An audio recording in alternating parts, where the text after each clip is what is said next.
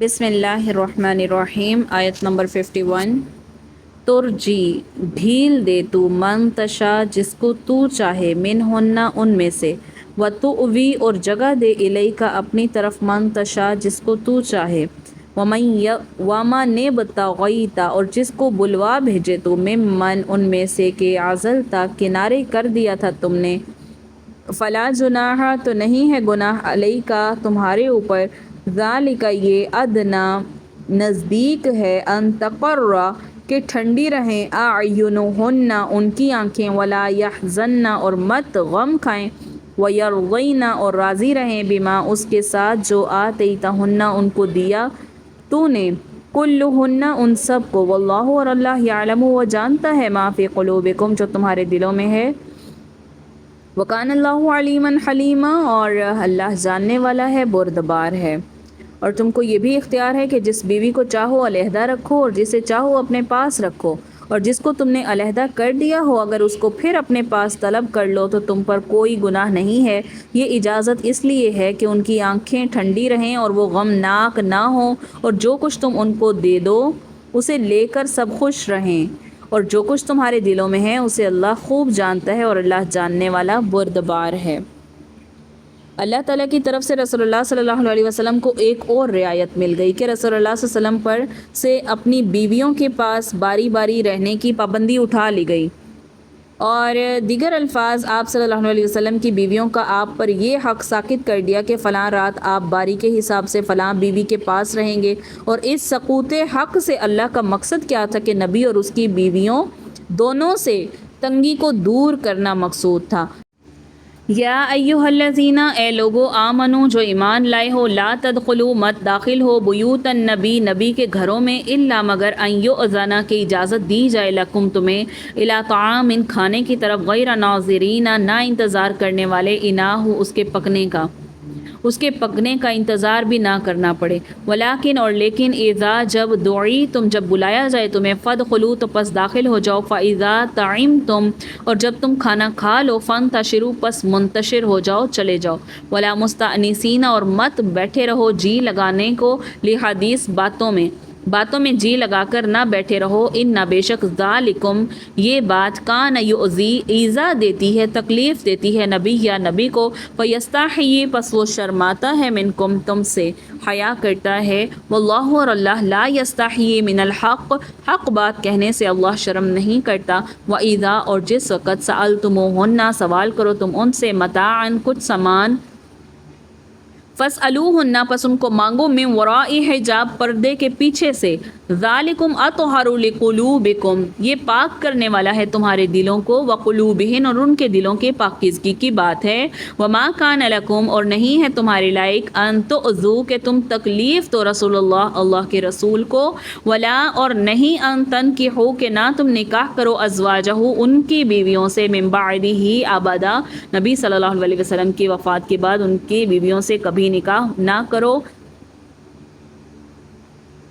इन्ना ज़ालिकुम बेशक ये, कान इंदल्लाह अल्लाह के नज़दीक, अज़ीमा बड़ा गुनाह है। यानी ए ईमान वालो जब तक तुम्हें इजाज़त ना दी जाए तुम नबी के घरों में ना जाया करो खाने के लिए उस वक़्त में कि उसके पकने का इंतज़ार करते रहो, बल्कि जब बुलाया जाए तब जाओ, और जब खा चुको तो निकल खड़े हो, वहीं बातों में मशगूल ना हो जाया करो। नबी को तुम्हारी इस बात से तकलीफ़ होती है तो वो लिहाज कर जाते हैं, और अल्लाह हक़ बात करने में किसी का लिहाज नहीं करता। और जब तुम नबी की बीवियों से कोई चीज़ तलब करो तो पर्दे के पीछे से मांगा करो, तुम्हारी और उनके दिलों के लिए कामिल पाकीज़गी यही है। और ना तुम्हें जायज़ है कि तुम रसूलुल्लाह सल्लल्लाहु अलैहि वसल्लम को तकलीफ़ दो, और ना तुम्हें ये हलाल है कि आपके बाद किसी वक़्त भी आपकी बीवियों से निकाह करो। याद रखो कि अल्लाह के नज़दीक ये बहुत बड़ा गुनाह है।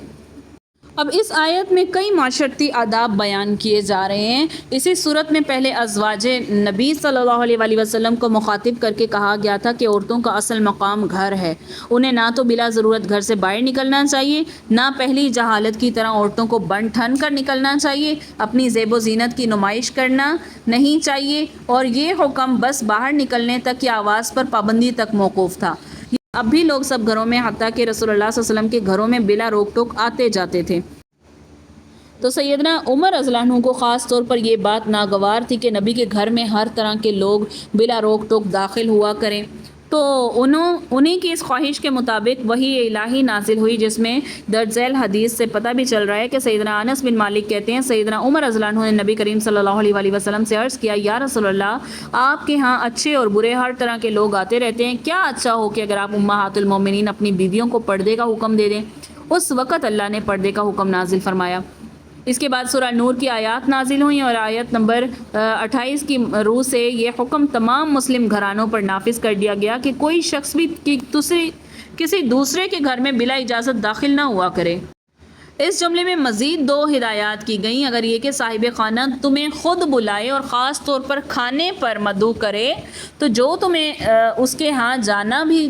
تو اب تمہیں اس کے ہاں جانا بھی چاہیے، تو جس وقت جو ٹائم دیا گیا ہے، جس وقت بلایا گیا ہے اسی وقت پر جاؤ، اس سے پہلے نہ پہنچ جاؤ۔ ایسے نہیں ہونا چاہیے کہ پہلے آ کر دعوت پکنے کا، کھانے والے برتنوں کی طرف دیکھتے رہو کب کھانا پکتا ہے، تمہیں کھانے کو ملتا ہے۔ یہ بات گھر والوں کے لیے پریشانی کا باعث بن جاتی ہے۔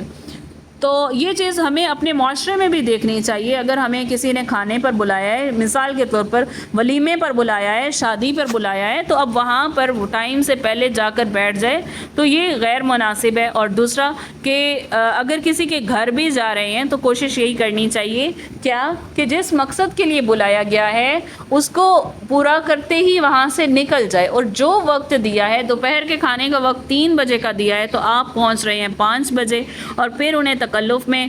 جو ہے مبتلا کر رہے ہیں کہ وہ کھانا اگر نہیں بچا تو وہ دوبارہ آپ کے لیے پھر نئے سرے سے اس کھانے کا بندوبست کرے، تو غیر مناسب بات ہے۔ تو جس وقت آپ کو دعوت دی جائے، جس وقت کی دی جائے، اسی وقت پر وہاں پر حاضر ہوا جائے، نہ پہلے جا کر بیٹھ جایا جائے نہ ہی بعد میں۔ پہلے مطلب کہ نہ وہاں پہ برتن لگنے کا انتظار کیا جائے، نہ کھانا پک رہا ہے اس کا انتظار کیا جائے کہ پکے گا، کھائیں گے جائیں گے، اور جب کھا لیا تو اس کے بعد بلا تکلف باتوں میں نہ لگ جایا جائے کہ ہنسی مذاق ادھر ادھر کی باتیں لے کر بیٹھ گئے، تو یہ بھی غیر مناسب بات ہے۔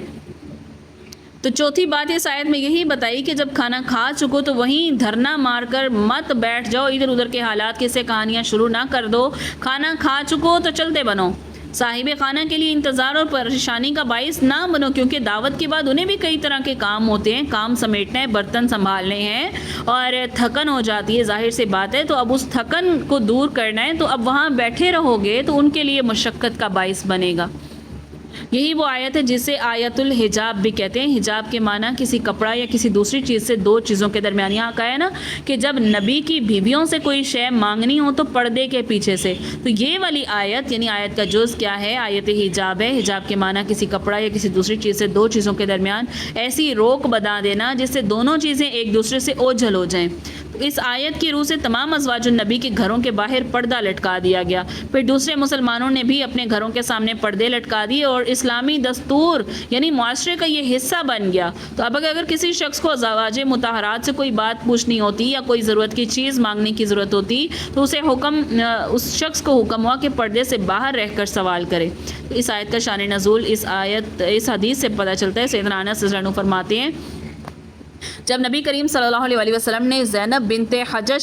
سے نکاح کیا اور صحبت کی تو ولیمے میں گوشت روٹی تیار کیا گیا، مجھے لوگوں کو بلانے کے لیے بھیجا گیا۔ کس کو؟ انس رضی اللہ عنہ کو۔ تو لوگ آتے جاتے، کھانا کھاتے چلے جاتے، پھر اور لوگ آتے، وہ بھی کھانا کھاتے چلے جاتے، سب کو بلایا، حتیٰ کہ کوئی شخص ایسا نہ رہ گیا جسے میں نے نہ بلایا ہو۔ تو رسول اللہ صلی اللہ علیہ وسلم نے مجھے فرمایا اچھا اب کھانا اٹھاؤ۔ لوگ چلے گئے مگر 3 شخص بیٹھے باتیں کرتے رہے۔ آپ گھر سے اٹھ کر سیدہ عائشہ رضی اللہ عنہ کے کمرے کی طرف گئے اور فرمایا السلام علیکم ورحمۃ اللہ وبرکاتہ۔ حضرت عائشہ رضی اللہ عنہ نے جواب دیا وعلیکم السلام ورحمۃ اللہ۔ تو رسول اللہ صلی اللہ علیہ وسلم نے آپ صلی اللہ علیہ وسلم نے بیوی کو کیسا پایا؟ اللہ آپ صلی اللہ علیہ وسلم کو برکت دے۔ پھر آپ صلی اللہ علیہ وسلم نے سب بیویوں کے کمروں کا دورہ کیا اور سب کو سیدنا عائشہ کی طرح سلام کیا، انہوں نے بھی ویسا ہی جواب دیا۔ پھر آپ صلی اللہ علیہ وسلم لوٹ کر گھر آئے تو وہ 3 آدمی ابھی تک بیٹھے باتیں کر رہے تھے۔ تو نبی صلی اللہ علیہ وسلم کے مزاج میں بڑی شرم تھی، انہیں کچھ نہ کہا، اس لیے پھر سیدہ عائشہ کے کمرے کی طرف چلے گئے۔ پھر کسی نے آپ صلی اللہ علیہ وسلم کو اطلاع دی کہ اب وہ تینوں آدمی چلے گئے تو رسول اللہ صلی اللہ علیہ وسلم واپس آئے۔ دروازے کی چوکھٹ پر آپ کا ایک پاؤں اندر تھا، دوسرا باہر، کہ آپ نے میرے اور اپنے درمیان پردہ لٹکا دیا۔ اس وقت اللہ نے اس پردے کی آیت کو اتارا تھا۔ پھر اس کے بعد دیکھیے یہاں پر مرد اور عورت کے درمیان آزادانہ اختلاط کی روک تھام اور پردے کا حکم اسی لیے دیا گیا کہ عورت مردوں کے درمیان جو فحاشی کی روک تھام ہے وہ ہو سکے، اور دوسرا یہ مؤثر اقدام ہے کہ کوئی غیر شخص کسی اجنبی عورت کو نہ دیکھے، نہ ہی کسی کے دل میں وسوسہ برا خیال پیدا ہو۔ تو معاشرے سے بے حیائی فحاشی کے خاتمے کے لیے پردہ ہونا بہت ضروری شے ہے۔ اب جو لوگ مسلمان ہونے کے باوجود یہ کہتے ہیں کہ اصل پردہ دل کا پردہ ہے، شرم و حیا کا پردہ ہے، برے خیالات کا تعلق دل سے ہے، ظاہری پردہ کچھ نہیں ہے، تو یہ دراصل اللہ کے احکام کا مذاق اڑانا ہے۔ اچھا، جس بات سے رسول اللہ صلی اللہ علیہ وسلم کو تکلیف پہنچے وہ ناجائز ہے۔ یہاں پر ہے نا ان تعذوا رسول اللہ کہ نہ تم تکلیف دو، وما کان لکم ان تعذوا لکم، تو عذو رسول اللہ کہ تم کو یہ شایع نہیں کہ تم اللہ کے پیغمبر کو کیا دو، تکلیف دو۔ تو اس سے مراد وہ لوگ ہیں جو کھانا کھانے کے بعد وہاں سے ہلنے کا نام تک نہیں لیتے تھے، تو ان کی اس حرکت کو رسول اللہ صلی اللہ علیہ وسلم نے بہت ناگوار اور تکلیف دہ محسوس کیا تھا، مگر شرم اور نرمی کی بنا پر انہیں اٹھ کر چلے جانے کو نہ کہہ سکتے تھے۔ تو یہ حکم عام ہے، اس کا یعنی کہ یہ سب کو شامل ہے۔ جو اس زمانے میں کافروں کے ساتھ منافق بھی رسول اللہ صلی اللہ علیہ وسلم پر جو تان الزام تراشیاں کر رہے تھے، اور ہر وہ بات جسے رسول اللہ صلی اللہ علیہ وسلم ناگوار محسوس کریں، اس سے مسلمانوں کو اجتناب